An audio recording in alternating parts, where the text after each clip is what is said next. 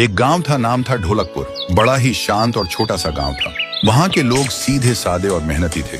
लेकिन गांव के एक कोने में एक पुराना घर था जिसके बारे में लोग कहते थे कि वह अभिशप्त है। बुजुर्गों की माने तो उस घर में कोई आत्मा रहती है।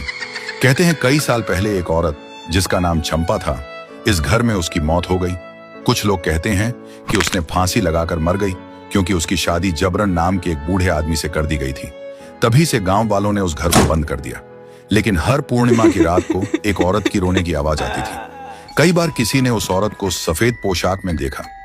एक दिन गांव का एक नया लड़का अर्जुन, जो इन बातों को अंधविश्वास मानता था, उसने ठान लिया कि वह उस घर के पास रात बिताएगा।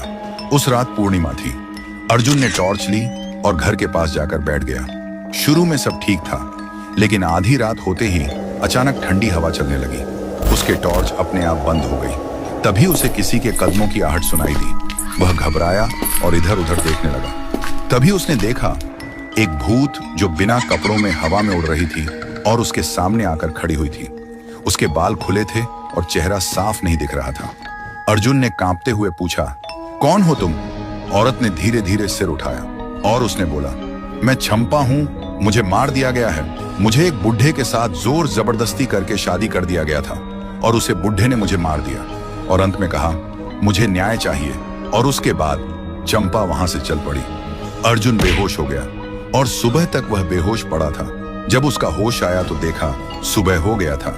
गांव वाले उसे बेहोशी देखकर उसके पास आया और पूछा कि क्या हुआ।